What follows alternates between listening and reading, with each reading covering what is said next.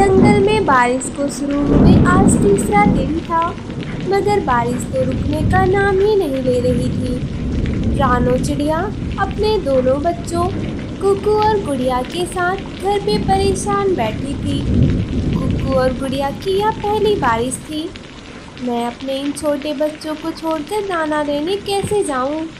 मगर मैं इनको भूखा भी नहीं देख सकती। मुझे हर हाल में दाना लेने जाना होगा। कुकू, गुड़िया, आप दोनों घर से बाहर मत निकलना। मैं कुछ ही देर में दाना लेकर वापस आ जाऊंगी। फिर माँ चिड़िया बच्चों को छोड़कर दाना लेने चली जाती है। कालू कौवा और कौवी बाहर बैठे सब देख रहे थे। कालू, चिड़िया तो दाना लेने चली गई है, क्यों ना हम इन छोटे बच्चों को जाकर डराएं? हाँ चिकी, बहुत मज़ा आएगा।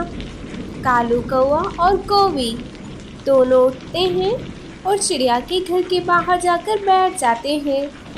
फिर जोर से बादल गरजते हैं और कुकू गुड़िया बहुत ज़्यादा डर जाते हैं, क्योंकि उन्होंने पहले कभी बादल गरजने की आवाज़ नहीं सुनी थी और ना ही आसमान पर बिजली चमकते हुए देखी। भैया, यह रोशनी कैसी है? ये रोशनी तुम्हारी मम्मा की आवाज़ है। वो कुकू को बुला रही है, वो मदद के लिए पुकार रही है। आपकी मम्मा मुसीबत में है। जाओ कुकू, जल्दी जाओ, अपनी मम्मा की मदद करो।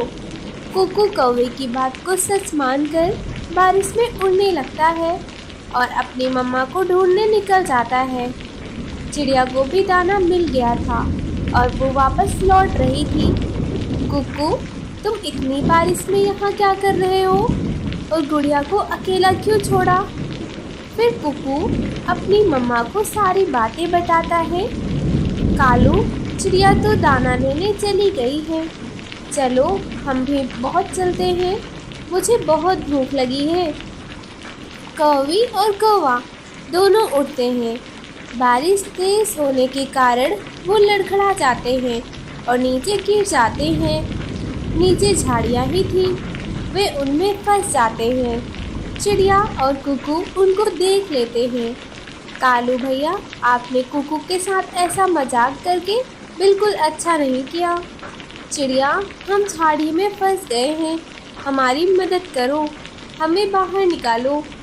फिर चिड़िया उनको बाहर निकालती है। वो अपना समूह लेकर घर आते हैं। कालू, यह चिड़िया हर मुसीबत से कैसे निकल जाती है और हम ही फंस जाते हैं? मगर हम तो उनसे ज़्यादा ताकतवर हैं। वो छोटे चिड़िया हमेशा हमारी मदद ही करती है। फिर उनके कानों में एक आवाज़ आती है, क्योंकि जीत हमेशा अच्छाई की होती है और बुराई हमेशा हार जाती है।